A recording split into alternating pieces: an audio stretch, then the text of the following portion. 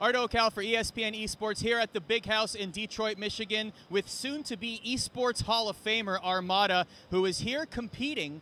It's been a while since we've seen you in competition, but before we get to that, let's get a comment on the fact that you will now be known as a Hall of Famer. My first thought is it weird to be so revered in that regard as a Hall of Famer in your 20s? Is that weird?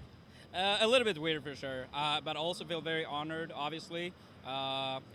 Like first fighting game player across all fighting games, so very happy and very proud to be, you know, the first FGC and Smasher to be in the Hall of Fame. So I want to say a huge thanks to everyone that voted for me. Super appreciated. Yeah, how much of a point of pride is that? Just the fact that, you know, oftentimes Smash, whether it's Melee or even Ultimate, isn't necessarily regarded among the tippy top of esports, whether it's League of Legends or Dota 2, Overwatch, whatever it may be. So how much of a point of pride is this for you? No, and for the community as well. A lot, to be honest. And I think it's very cool by the panel to even consider, you know, fighting game players in the first place. And from here on, I think even more fighting game players could make it in the future. And I hope to see, you know, we have a lot of fighting game player legends outside of the Smash community too, with like Sonic Fox, Daigo.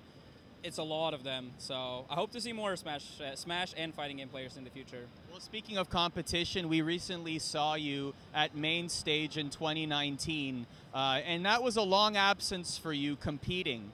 What was that like returning? And you're also competing here at Big House. What is it like getting back into the competitive fold in Ultimate? No, it's been fun. Honestly, Ultimate, I kind of see it as like, you know, an experiment, you can say. Like, of course, I'm never going to have that same type of dedication that I had in Melee, and I think most people know that. But I think most people are happy to see me, like, at least test Ultimate as a competitive game. And it was my first tournament at main stage in 6 months, and I'd barely entered any tournaments before that, you know. But I got 17th at main stage and 17th here as well. So for 2 S-tiers in, you know, a pretty new game for me, I can't complain. It's pretty good so far. So does this motivate you to continue? Because we've seen you doing commentary as well. So which one is pulling you more right now? Probably pretty equal, I would say. I find them both very interesting for different reasons.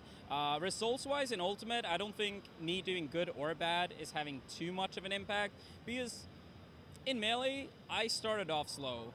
For my 2 first years, I was not like, you know, this super talented person that just started climbing the ranks. It took me 2 years, so I know in Ultimate it being so different, so many new characters that Melee players actually have never played against. So even if you have a slow start, it's not to say that you can't, you know, make it all the way up.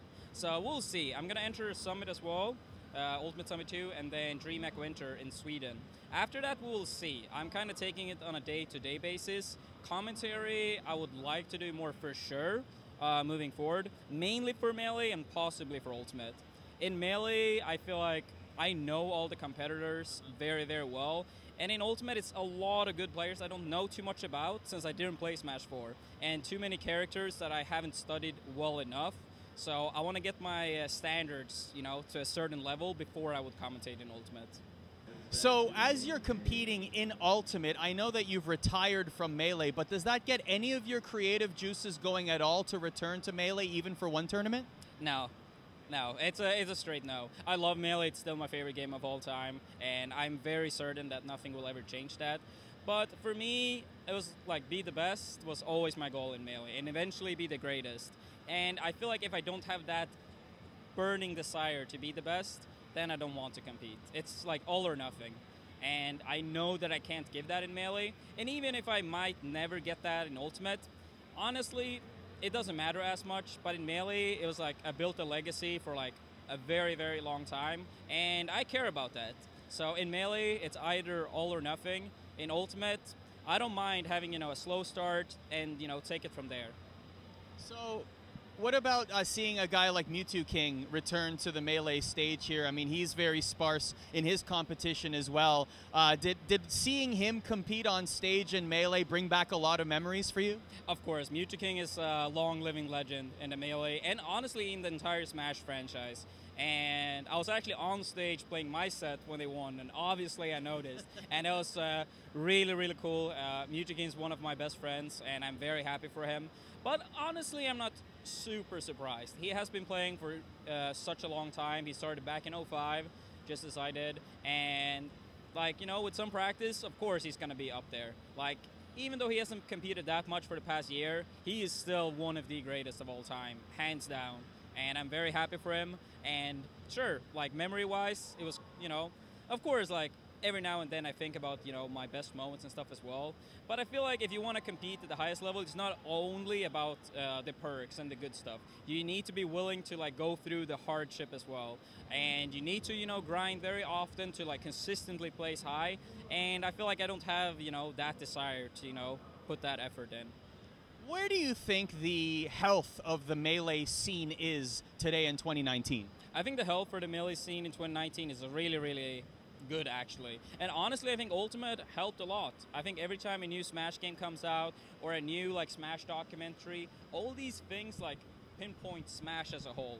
So, of course, most people that got into the competitive scene with Ultimate will stick to Ultimate. But some of them, they might prefer Melee and will stick to that instead.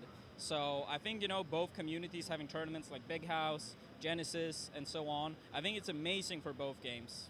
Here with Armada at the Big House. He competed in Ultimate at Main Stage and at Big House doing Melee commentary as well. Let's talk a little bit more about your Ultimate competition. So as you went through these two tournaments, I know that you're sort of thinking, sometimes I'll compete, sometimes I'll do commentary, but when you're competing, how much of, just overall, how much of that competitive spirit still lives in you after all that success that you had in Melee? How much of a challenge does Ultimate present to you such that it ignites that fire inside of you? It might be a little bit disappointing of an answer, but not too much. I think the most fun for me is just the progress of learning. See how quickly I can learn things and see, myself improve. But win or lose, I don't really feel that good or that bad. In Melee, if I won a tournament, it was the best day of my life. That's how it felt like. And losing was the saddest day of my life. I could be sad for like, a long time. In Ultimate, win or lose, I haven't had a single set that's like, sticking with me for a long time. So, yeah, no, I think it's fun, but that deep, deep desire to win, I honestly think it's never coming back. And I don't think it's anything you can force either. If it does come back, then I will be the first one to admit it. But until that point, we'll see what happens. So right now, it's not there at the moment. Yeah. Let's put your analyst hat on and just talk about the Ultimate landscape here. It feels like we're in MK Leo's world. He's not here at the Big House tournament, but he has been very dominant. From what you've seen, what makes MK Leo so impressive in Ultimate?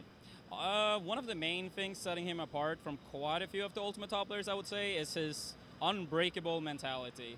A lot of these sets and tournaments he won, it was not that the other players couldn't keep up, but when, he had his back against the wall, he was the one playing the best. Like at EVO, he was down 0-2 against Tweak, he brought it back.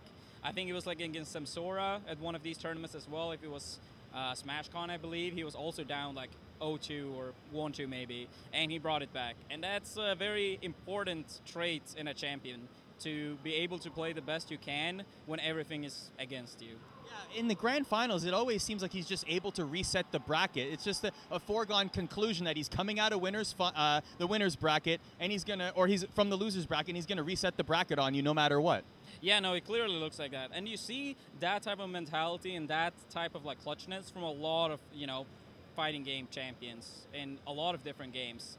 So yeah, no, MK Leo certainly has that trait. And he's really, really consistent as well, which is very important in a game like Ultimate with so many matchups. It's rare that you see him lose to a player that is ranked significantly lower than him. Armada, I have one more question for you. Obviously, you started, like you said, in Melee in 2005. The scene is still growing strong in 2019. When you look at Ultimate, we're coming up to a year of Smash Ultimate competition now. How long do you think the Ultimate competitive scene can last? I think Ultimate as a competitive game will last until the next Smash game comes out.